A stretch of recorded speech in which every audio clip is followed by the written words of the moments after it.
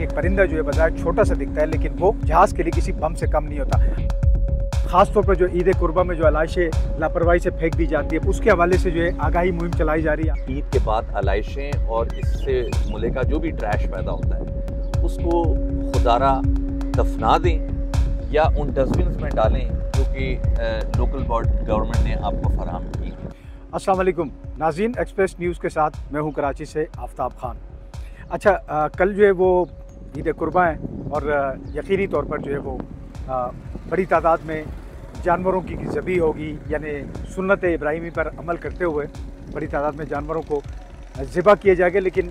इस अमल के दौरान जो है हमें एक बात ज़रूर ज़हन नशीन करनी चाहिए कि जानवरों की जो आलाइशें हैं उनको बर वक्त ठिकाने लगाया जाए, क्योंकि अमूमन हमने ये देखा है कि लोग जो है वो लापरवाही से जानवरों की बाक़ियात जो है वो फेंक देते हैं गली मोहल्लों में, और जिसकी वजह से वो जो न सिर्फ ताफुन का सबब बनते हैं, इसके अलावा दीगर जो है वो अमराज जो है उससे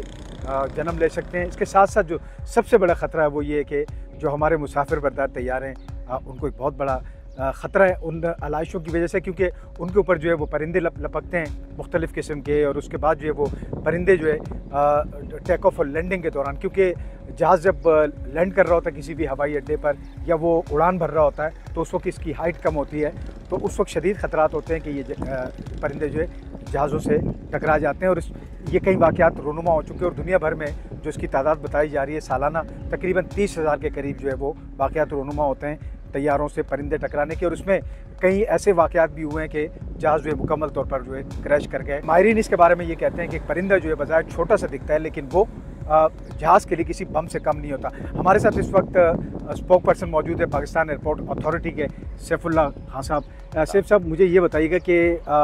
एक परिंदा जो है बाजार छोटा सा दिखने वाला परिंदा, ये जहाज़ के लिए कितना नुकसानदेह? खतरा बहुत बड़ा है, इंसानी जानें इसमें इन्वॉल्व हैं, इसलिए हर किस्म की तदबीर इख्तियार की जाती है कि ये जहाज़ों से ना टकराएं। जहाँ तक कि जहाज़ों को नुकसान पहुँचने का ताल्लुक है, देखिए अगर तो जहाज़ के बॉडी पर कहीं लग जाता है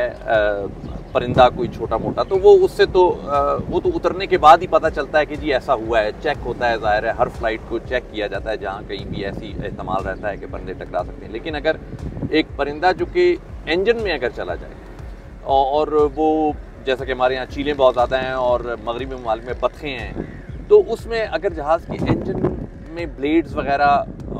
उसमें अगर टेढ़े हो जाएं या उसका एक कास्केडिंग इफ़ेक्ट हो जाए कि जिसमें उसके कुछ बाकियात इंजन के दूसरे हिस्से में चले जाएं, या बल्कि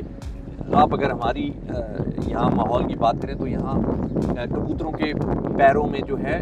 लोहे के कुछ रिंग से बने होते हैं, वो डालते हैं। अगर वो कबूतर जो है वो उसमें चला जाए तो उसका जो रिंग का एक कास्केडिंग इफेक्ट, जैसे मैंने कहा कि वो रिंग फिर अंदर के इंजन के हिस्सों को डैमेज कर सकता है, जिसकी वजह से हादसे का शिकार जहाज़ हो सकता है। गो कि मॉडर्न इंजन जो हैं इस तरह डिज़ाइन किए गए हैं कि अगर लेट से 2 इंजन का जहाज़ है तो अगर उसमें से एक बंद भी हो जाए तो जहाज़ आसानी उतर सकता है। लेकिन बहरहाल मैंने जैसा कि कहा कि इंसानी जानों के जाने का इसमें हादसे का ख़तरा रहता है, इसलिए हर किस्म की तदबीर इख्तियार की जाती है। इसलिए इंजनों को ऐसा डिज़ाइन किया गया है कि अगर बतख या उससे भी बड़ा जानवर चला जाए तो इंजन अपनी तकरीबन इंजीनियर ने ऐसा डिज़ाइन किया है कि वो आधी कैपेसिटी पर चलता रहता है। इतना परिंदा अगर उसमें लग भी जाए और अगर वो बंद भी हो जाए तो जहाज़ ग्लाइड करके सेफली लैंड कर सकता है। जहाँ हम खड़े इसी जगह पर इजलास हुआ, बड़ी अहम नौयत थी उस इजलास की, और उसमें ख़ास तौर पर जो ईद कुर्बा में जो आलाइशें लापरवाही से फेंक दी जाती है बग़ैर ज़मीन में दबाए या दफन किए, तो उसके हवाले से जो है आगाही मुहिम चलाई जा रही है आपकी तरफ से। उसमें क्या तय हुआ था और किस हद तक आप कामयाब रहे उस मैसेज को लोगों तक कन्वे करने में? देखें, उसमें जो तय हुआ वो एनवायरमेंटल कंट्रोल कमेटी मीटिंग होती है, उसमें जितने भी स्टेक होल्डर्स हैं जिनका कुछ ना कुछ लेना देना है एविएशन से, और ज़ाहिर है कि यहाँ पे शहर की जो सफाई वगैरह के लिए ईद कुर्बान के बाद वो उसमें एक ऐसी स्ट्रेटजी मिलकर तय की जाती है कि जो भी पोटेंशियल प्रॉब्लमेटिक एरियाज़ हैं जहाँ गंद ज़्यादा हो सकता है उसकी निशानदेही की जा सकती है, और तमाम जैसे वेस्ट बोर्ड वाले, कंटोनमेंट वाले, हमारी मुसल्लह अफवाज के नुमाइंदे, वो तमाम वहाँ पर मौजूद होते हैं, और इस बात का अयादा किया जाता है कि अगर इस किस्म की सूरत हाल पैदा होती है कि गंद होगा और ये इलाके हैं, तो वहाँ से हम उसको फौरी तौर पर जो है वहाँ से उठाएंगे, उसको ठिकाने लगाएंगे, पाकिस्तान एयरपोर्ट अथॉरिटी जो है अपने तौर पर ये बताती है कि हम बैनर्स लगाकर एक अवामुन्नास को जो है इसके ख़तरे से आगाह करेंगे। घर घर पैम्फलेट दिए जाते हैं, एयरपोर्ट्स पर मुसाफिरों में पैम्फलेट्स तकसीम किए जाते हैं, ड्राइवर हजरात में भी इस तरह पैम्फलेट तकसीम किए जाते हैं,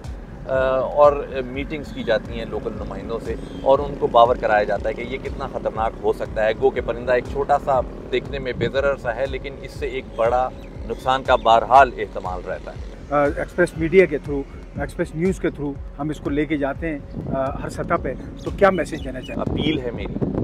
अवामुन्नास से, बिलखुसूस वो जो एयरपोर्ट के अतराफ़ में रहते हैं, कि ईद के दौरान उन दिनों में जो ईद के बाद आलाइशें और इससे मुल्क का जो भी ट्रैश पैदा होता है उसको खुदारा दफना दें या उन डस्टबिन में डालें जो कि लोकल गवर्नमेंट ने आपको फराहम की।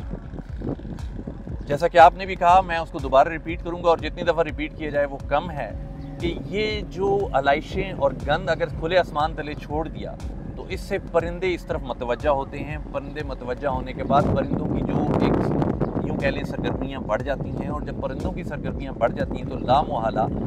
वो एयरपोर्ट जो टेक ऑफ और लैंडिंग करते जहाज़ों से उनके टकराने का ख़तरा बढ़ जाता है। लिहाजा आपसे अपील की जाती है कि ना सिर्फ आपका ये किरदार, आपको मालूम होना चाहिए कि ये किरदार कौमी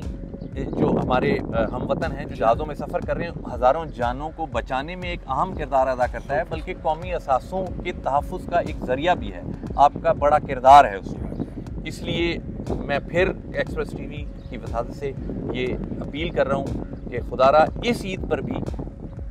सफाई का ख़ास ख्याल रखें। फनल एरिया जो कि ज़ाहिर है जहाज़ वहाँ टेक ऑफ लैंडिंग करता है, तो उसमें जो है वो कितने बर्ड शूटर जो है आप लोग तैनात करते हैं, और उस वक्त क्या ख़ास इक़दाम किए जाते हैं? ये ईद के हवाले में एक जनरल प्रश्न। बर्ड शूटर्स जो हैं वो राउंड द क्लॉक होते हैं, 24/7। और फनल एरिया आपने जैसे कि कहा कि अगर एयर रनवे की लंबाई के अगर देखें तो आगे तक